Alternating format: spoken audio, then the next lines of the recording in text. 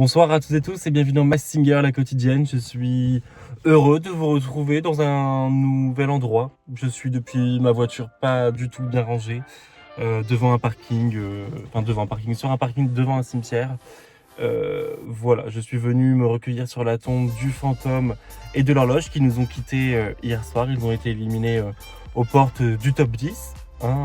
La compétition se resserre et ne cesse d'accroître en puissance vocale, on va dire. Et nos masques hier, avant le prime, ont eu quelques doutes et quelques craintes. Il est assez normal que certains masques aient des craintes juste avant le prime et le nounours, lui, a été très stressé. Il est stressé de malade, il faut qu'il écoute la chanson Macumba afin de se détendre. Mais promis, ce soir, il n'ira pas aux chiottes comme la semaine passée. Du côté de Lobally Shiny, lui c'est pareil, le stress lui fait faire des choses incroyables et inédites, on va dire. Il se maquille les mains à l'aide d'un petit crayon doré. Pour le nuage, lui c'est pareil, il stresse, il inspire, il expire. Et oui, il est important de faire quelques exercices de respiration afin de contenir son stress et surtout son agacement face au jury et parfois aux commentaires qu'ils peuvent donner. Certains masques sont très contents des retours et d'autres sont un petit peu plus déçus et un peu plus tristes, parfois même en colère. Bref, ils ont réagi. Pendant le prime, ça parle beaucoup et j'ai les oreilles qui sont un petit peu partout ainsi que les yeux. Du côté du Bambi, elle a de suite réagi aux commentaires du jury, elle a juste envie de chialer. En effet, les jurys sont déçus fois 1000 selon elle, donc elle aussi est très déçue.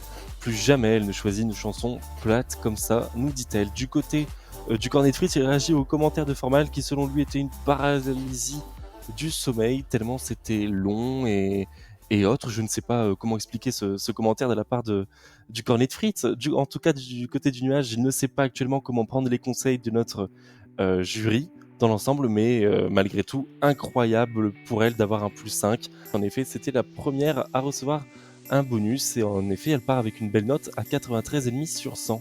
Pour le Fenwick, c'est pareil, lui aussi a reçu un bonus de plus 5 de la part d'un de nos jurys, ce qui lui fait un score de 101,5 sur 100. Il n'en peut plus, il va pleurer, il remercie tout le monde. Le fantôme lui aussi réagit aux commentaires des jurys et il dit que s'il mettait encore plus d'énergie, cela allait partir en fausseté, mais pour lui, il s'est amusé et c'est le principal, même si les jurys ne l'ont pas ressenti. Pour le tournesol, c'est pareil, elle nous dit être blasée de l'issue de la soirée, elle ne sait pas faire quoi de plus pour les jurys et pour les spectateurs. Elle s'amuse déjà, elle s'applique, mais cela suffit jamais et elle ressent un grand sentiment d'incompréhension. Tandis que le nounours, lui, ressent le talent de ses camarades et il se demande comment il passe, comment il esquive une fois de plus le ballottage. Il est si content. Tout le monde a été talentueux hier soir, même ceux en bas du classement ont fait de très belles prestations. Personne n'a démérité, même le fantôme et l'horloge n'ont pas démérité. Ils ont fait un très beau parcours, mais malheureusement c'est une compétition. Chaque semaine il y a des éliminés et c'est les jeux. La semaine prochaine, un éliminé.